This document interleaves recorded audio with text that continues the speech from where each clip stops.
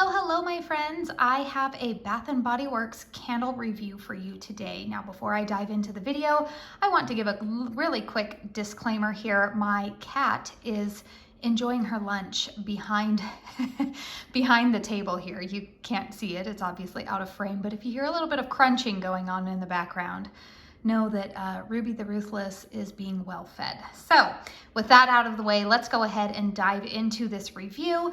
This is Bath & Body Works under the Magnolia tree. This is their standard 3-wick. What is this, about a 14-ounce jar. This is currently retailing for $26.95. Now, if you guys follow Bath & Body Works enough, you know that you never have to pick up, nor would I encourage you to pick up any of their candles at that price tag. They recently, over the last 2 weekends, have actually had pretty, I guess I will say decent candle sales. I think long gone are the days where we're going to be getting candles regularly for around $10 with inflation and everything. I just don't see that happening again, but there seem to be some coupons floating around, and I would say that if you like the way that this review goes, add it to your list and wait for another sale to roll around. So the fragrance notes on this are magnolia petals, lemon zest, and peach blossoms. I do believe that this is a new release or a new fragrance to their scent catalog. And I'm not really like a Bath & Body Works historian. I don't follow all of the specific names of the collections. This may be under like a White Barn Nature collection, I'm thinking, just looking at the label here. I will say that this label or this packaging is very, very pretty. I love this light blue flower aesthetic with the white. It wraps all the way around the label. Excuse me there. I'm trying to feel it. No, it's smooth. There's a little bit of texturing on some of these flowers that would feel like paint. I don't want to touch it too much because the vessel is actually pretty hot right now. I've had it burning for almost 3 hours. In fact, I'm going to extinguish it when I get done with this review. But yes, the packaging on this is absolutely beautiful, and that scent story is one that I am actually really enjoying. So what does this smell like when I am burning it? I will tell you that on cold sniff, you really smell the lemon zest note in here. However, when I burn this candle, I actually do start to smell some of that floral magnolia scent in here. I'm being 100% honest with you guys. I have never smelled a peach blossom, so I can't tell you if I detect that note in here. But the magnolia petal accord, yes, I do smell that in here. I had talked about this, well, I will be talking about this candle this weekend in my Saturday 6, just because I know not everybody sees all of the videos that I produce, and so sometimes I cover a specific candle in a couple of different videos. But what I wanted to say about this candle is that this brings back a particular scent memory for me. We all know that memory is really tied to our olfactory senses, and that fragrance can bring back a lot of things from our past. And for me, this reminds me a lot of going to visit my grandpa's house. He lived in the San Fernando Valley. If you live in Southern California, you can picture it. If you are not familiar with Southern California, if you've ever seen a movie like The Sandlot, where it has like the neighborhoods with the mountains in the background, and it's like that like 1960s neighborhoods, that is pretty much like the neighborhood that I'm talking about here. My grandpa lived in a 1950s Craftsman on a very small lot. He had a white picket fence in front of his home.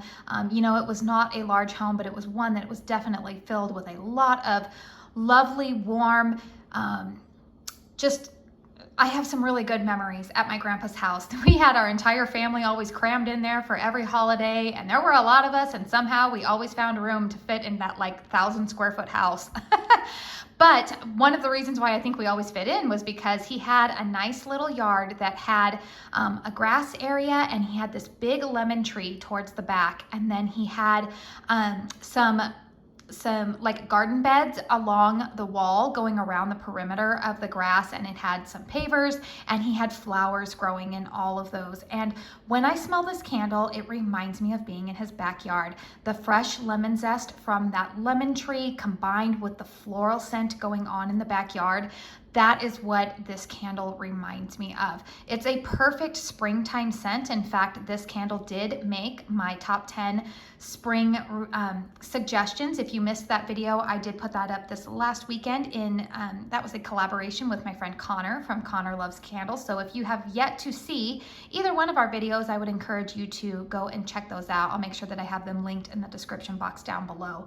But anyways, yeah, this candle, I'm absolutely loving the fragrance. I think it's perfect for the springtime. It's a beautiful blend of a floral, but that lemon zest note in here actually kind of tames it from being too, you know, florals can sometimes be like headache inducing, and I don't have that going on at all. I actually think that this candle going with, you know, some windows open, it just gives your home that fresh spring vibe going on. So how is this candle burning for me? Because we know that Bath & Body Works candles have their ups and downs, and for me, this one is an up. I am at about the halfway point of this burn. As you can see, the flames on the wicks are doing very well so far. I have not experienced any puny wick syndrome on this.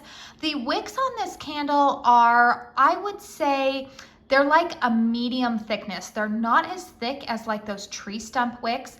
I am getting a slight amount of carbon ball residue going on at the ends, which I have been able to trim, and it does not seem so far to be affecting the wick quality or the burn quality. Sometimes I have a little bit of hesitation about trimming my Bath & Body Works wicks because I have found that even though I leave a good amount of wick on the candle still, sometimes when I trim them, I will get puny wick syndrome. But then the problem is that if I don't trim them and they have a lot of carbon on the ends, what happens is that when I light them, those carbon balls kind of explode into the pool of wax. And then when I get to like that last third of the burn, I will typically get like a sooty smell, which is why I don't want to do that very often. But so far, so good on this one. The wax pool, just like I said, has a tiny bit of carbon residue. I'll make sure that I include some footage here so you can see what the wax pool looks like right now. As far as strength and throw, this one is performing at, I would say, a solid 8, which was probably like, if you were to put things on a scale of 1 to 10, I would say that this is like a high medium strength and throw. You know, it's not going to bowl you over, but it is definitely one that you will smell, and you may smell it in various rooms. So I always like to give a little bit of context for the setting of my home, because some of you may be new to my channel and may not know, you know, just what type of home I am burning this candle in. So this is a single story, 1,700 square feet, open concept home. I do have high ceilings in the living room, and then I will also typically burn a candle in my bedroom. I'll test it out in both places because my bedroom has lower ceilings and is obviously a much smaller room. The living room is the largest one in my home. It's also the one that if I'm burning a candle in there, I'm going to smell it first thing when I walk through the door. So that is typically where I test it out, and after burning it in both places, I have concluded that this is, I would say, a solid 8 on a scale of 1 to 10.